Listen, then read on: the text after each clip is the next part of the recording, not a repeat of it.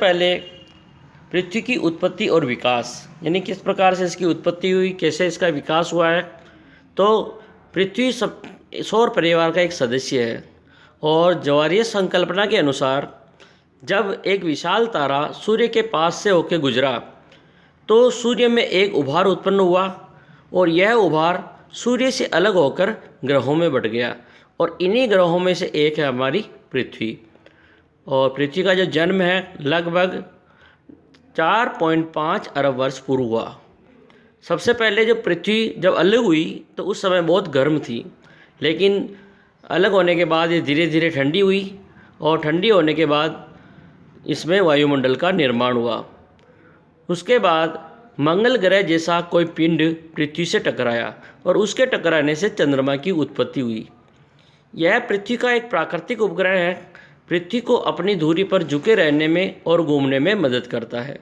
पृथ्वी के जो अन्य नाम हैं वो है जैसे विश्व, भूमि, गेय व टेरा। अब जो पृथ्वी की जो आंतरिक संरचना है वो कैसी है। अब जो पृथ्वी की जो आंतरिक संरचना है वो पृथ्वी की आंतरिक संरचना होती है 3 परतों की बनी हुई। और ये जो केंद्र है, केंद्र से लेके ऊपर की जो परत है वहाँ तक की जो कुल दूरी है 3900 किलोमीटर। और इसकी 3 परतें हैं। सबसे ऊपरी परत होती है भूपर्पटी, दूसरी परत है मेंटल जो बीच की परत है, और इसका सबसे केंद्रीय भाग यानी भीतरी भाग है वो है क्रोड। ये तीनों परतें हैं, तीनों के अलग अलग नाम हैं। अब सबसे पहले जो ऊपरी परत है भूपर्पटी, ये कैसी होती है। ये एक ठोस परत होती है जो असमान मोटाई की है और यह जो भूपर्पटी है वो जल मंडल और स्थल मंडल में बटी हुई है और इसमें 70% भाग तो जल है और 30% भाग पर स्थल है। और इसकी जो स्थल भाग के ऊपर जो ये भूपर्पटी है वो चट्टानों में बदल गई। यानी जो जो पृथ्वी ठंडी हुई तो ठंडी होने से जो भूपर्पटी है धीरे धीरे चट्टानों में बदल गई और ये जो चट्टानें हैं ये कहलाएगी विवर्तनिक प्लेटें।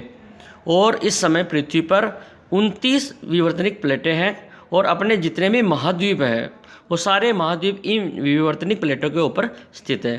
ये तो हो गई ऊपरी परत भूपर्पटी। इसके बाद दूसरी परत जो बीच की परत है वो कहलाती है मेंटल और ये सबसे मोटी परत है। यानी मोटाई के हिसाब से देखे जाए तो मेंटल सबसे मोटी परत है और यह पिघली हुई चट्टानों की बनी हुई है। इसमें लोहा व मैग्नीशियम की मात्रा अधिक होती है और यह उबलते पानी की तरह इसमें बुलबुले उड़ते रहते हैं। अब इसके बाद आता है इसका केंद्रीय भाग क्रोड। और ये जो क्रोड है वो बहुत ही अत्यधिक गर्म भाग होता है जिसका तापमान 7000 डिग्री सेंटीग्रेड है। क्रोड के 2 भाग हैं।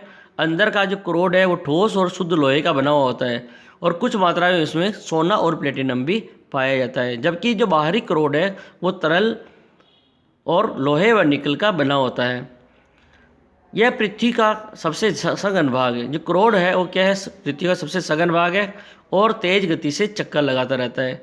पृथ्वी का चुंबकीय बल क्रोड के कारण है और पृथ्वी में सर्वाधिक मात्रा में लौह तत्व इस क्रोड में पाया जाता है। अगर प्रश्न आ जाए कि कौन सी परत में सबसे अधिक लौह तत्व पाया जाता है तो वो पाया जाता है क्रोड में।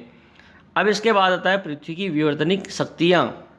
अभी विवर्तनिक प्लेटें थी और प्लेटों के ऊपर महाद्वीप पाए जाते हैं। अब आती है विवर्तनिक शक्तियाँ। तो जो विवर्तनिक शक्तियाँ कौन सी होती हैं, यानी पृथ्वी की ऐसी शक्तियाँ हैं जो पृथ्वी की सतह को अलग अलग रूप में बदल देती हैं। यानी पृथ्वी की जो सतह है उसको बदलने का कार्य करती है विवर्तनिक शक्तियाँ। तो विवर्तनिक शक्तियाँ होती है 2 प्रकार की, एक तो होती है आंतरिक विवर्तनिक शक्तियाँ और एक होती है बाहरी विवर्तनिक शक्तियाँ। आंतरिक विवर्तनिक शक्तियाँ पृथ्वी के अंदर होती है, जैसे ज्वालामुखी, भूकंप, सुनामी, सृजनात्मक व विनाशात्मक प्राकृतिक बल। और इसी प्रकार से बाह्य विवर्तनिक शक्तियाँ जैसे अपक्षयन, अपर्दन, बहती हुई वायु, बहता हुआ पानी, हिमनद, समुद्री धाराएं। इसके बाद आती है पृथ्वी की आंतरिक विवर्तनिक शक्तियों का क्या अर्थ है। तो पृथ्वी की जो आंतरिक विवर्तनिक शक्तियाँ है वो कौन सी है, ऐसी शक्तियाँ जो पृथ्वी के अंदर की सतह को बदलने का कार्य करती है। यानी जो पृथ्वी के अंदर पाई जाती है ऐसी शक्तियाँ जो पृथ्वी के अंदर की जो सतह होती है, बाहरी सतह नहीं होकर कौन सी सतह है, पृथ्वी के भीतर। पृथ्वी के भीतर या पृथ्वी के अंदर की जो सतह है उसको बदलने का कार्य करने वाली शक्तियाँ कहलाती है आंतरिक विवर्तनिक शक्तियाँ। तो ऐसी शक्तियाँ पृथ्वी के अंदर चट्टानों के फैलने और सिकुड़ने से उत्पन्न होती है। तो सबसे पहले आती है आंतरिक में, सबसे पहले है जैसे ज्वालामुखी। तो पृथ्वी के अंदर हलचल के कारण धुआं, राख, वाष्प, गैसें व तरल लावा आदि पृथ्वी के बाहर निकलकर फैलने लगता है और जिसे ज्वालामुखी कहते हैं। इसके मुख से ज्वालाएं निकलने के कारण ही इसे ज्वालामुखी कहते हैं। तो यानी ज्वालामुखी, ज्वाला यानी ज्वालाएं और मुखी यानी मुख, यानी पृथ्वी के एक भाग पर एक ऐसा भाग है, ऐसा मुख बन जाता है जिससे ज्वालाएं बाहर निकलती है, जिनसे गैस, धुआं, राख वगैरह निकलती है और दाब के कारण लावा एक नली की सहायता से बाहर निकलकर फैलने लगता है और जिससे जनमाल की हानि भी होने लगती है। और इसके साथ ही कुछ लाभ भी होते हैं।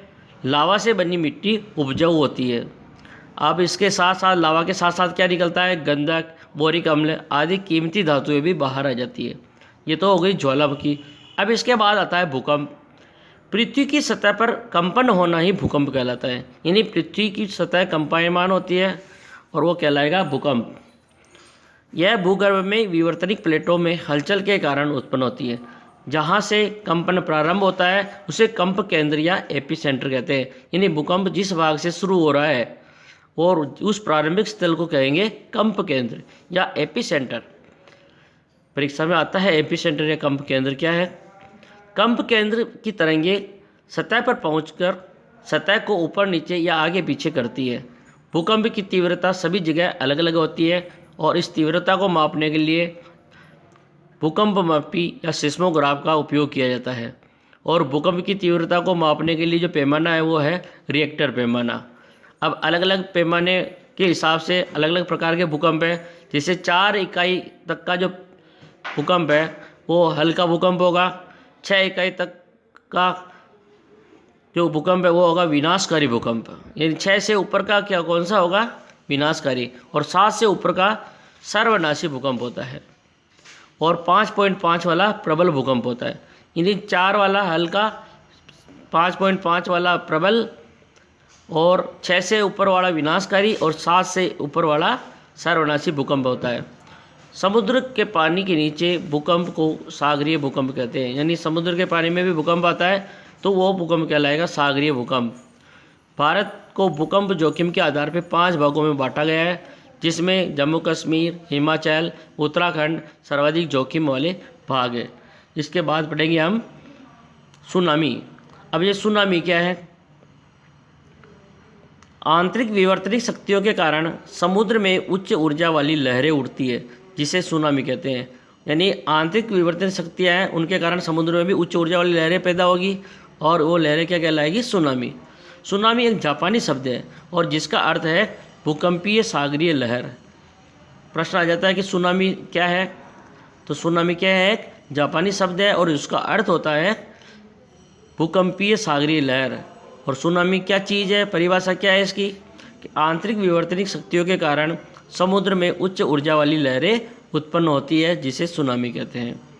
अब ये सुनामी क्यों आती है, जब समुद्र के अंदर 7 इकाई से भी अधिक का भूकंप आता है तो सुनामी उत्पन्न होती है और किनारे की ओर से आने वाली सुनामी लहरें अपने साथ मलबा लेकर आती है, जिससे भवन, मानव और जानवरों को भारी नुकसान होता है।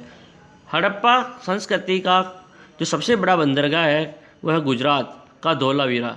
यह शहर भी 1500 वर्ष पूर्व सुनामी के कारण भूमि में दब गया था। यानी गुजरात का धोलावीरा शहर है वो 1500 वर्ष पूर्व सुनामी के कारण भूमि में दबा। अब इसके बाद आता है सृजनात्मक और विनाशात्मक प्राकृतिक बल। यानी पृथ्वी पर 2 प्रकार की शक्तियाँ कार्य करती है। एक शक्ति धरातल का निर्माण करती है, जिसे पर्वत का निर्माण, पठार का निर्माण, और दूसरी शक्ति इन नए निर्माण को नष्ट करने का कार्य करती है। तो जो निर्माण करती है वो सृजनात्मक बल है और जो नष्ट करते हैं वो होता है विनाशात्मक प्राकृतिक बल।